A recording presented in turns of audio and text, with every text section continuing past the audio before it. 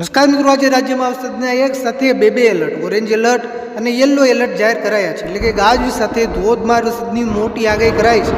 મિત્રો, ગઈકાલની સરખામણીમાં આજે રાજ્યમાં વરસાદનું જોર વધશે, સાથે વરસાદના વિસ્તારોની અંદર પણ મોટો વધારો થશે.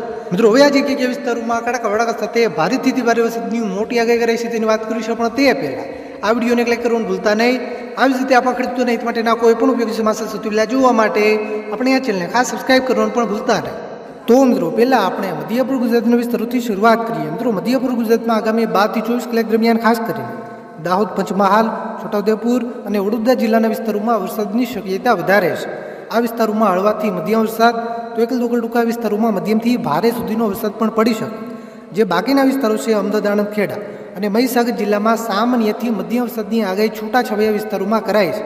મિત્રો, દક્ષિણ ગુજરાતમાં ખાસ કરીને જે બોર્ડર એરિયાના વિસ્તારો છે, નર્મદા જિલ્લાના વિસ્તારો હોય, તાપી, ડાંગ અને વલસાડ જિલ્લાના પણ કેટલાક વિસ્તારોમાં હળવાથી મધ્યમ વરસાદ, એકલ દોકલ ટૂંકા વિસ્તારોમાં મધ્યમથી ભારે વરસાદ એટલે કે ધોધમાર વરસાદ પડવાની પણ શક્યતા છે. સુરત અને ભરૂચ જિલ્લાના છૂટાછવાયા વિસ્તારોમાં હળવાથી મધ્યમ વરસાદ પડવાની શક્યતા છે.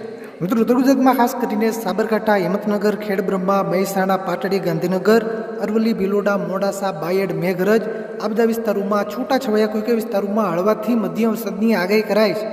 બનાસકાંઠા અને પાટણ જિલ્લામાં એકદમ સામાન્ય વરસાદની આગાહી છે.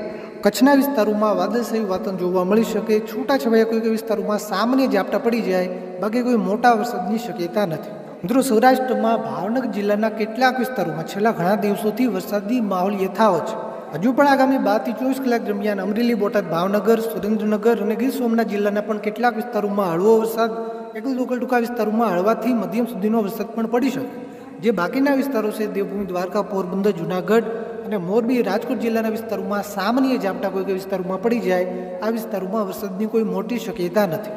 તો મિત્રો, આ આજના વરસાદના મોટા સમાચાર. મિત્રો, તમારા વિસ્તારમાં વરસાદ છે કે નહીં, તમારા વિસ્તારનું નામ લખી નીચે કોમેન્ટ કરવાનું ભૂલતા નહીં.